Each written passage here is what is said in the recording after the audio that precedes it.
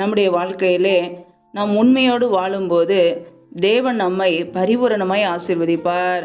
நாம் செய்கிற வேலைகளிலே, தொழில்களிலே, வியாபாரங்களிலே உண்மையோடு நாம் செய்தோம் என்றால் பரிபூரண நன்மைகளை நாம் பெற்றுக்கொள்ள முடியும். ஹல்லேலூயா. இன்றைக்கு அநேகருடைய வாழ்க்கையிலே உண்மை இல்லாததினாலே பரிபூரண ஆசீர்வாதங்களை பெற்றுக்கொள்ள முடியவில்லை.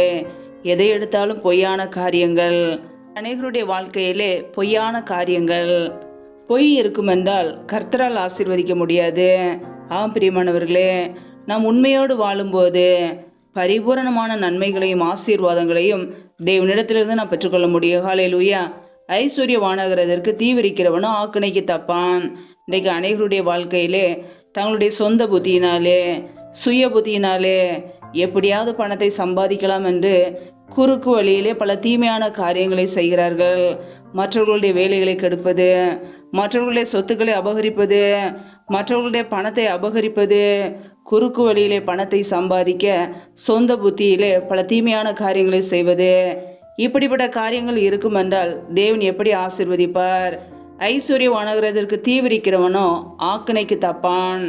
தேவனிடத்திலிருந்து அவர்கள் நன்மைகளை பெற்றுக்கொள்ள முடியாது. ஆம் பிரியமானவர்களே, குறுக்கு வழியிலே பணத்தை சம்பாதிக்கும் பொழுது அந்த குடும்பத்திலே கர்த்தருடைய தண்டனை வெளிப்படும்.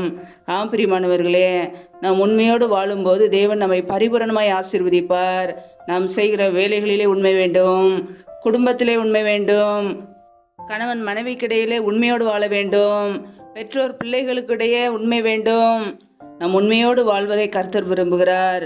ஆம் பிரியமானவர்களே, இன்றைக்கு நம்முடைய வாழ்க்கையிலே தேவன் எதிர்பார்க்கிற அந்த உண்மை நமக்குள்ளே காணப்படுகிறதா? நம்மை நாமே ஆராய்ந்து பார்ப்போம். வேதத்தில் நாம் வாசிக்கிறோம், நீதிமொழிகள் 12ஆம் அதிகாரம் 22ஆம் வசனத்திலே, பொய் உதடுகள் கர்த்தருக்கு அருவருப்பானவைகள், உண்மையாய் நடக்கிறவர்களோ அவருக்கு பிரியம்.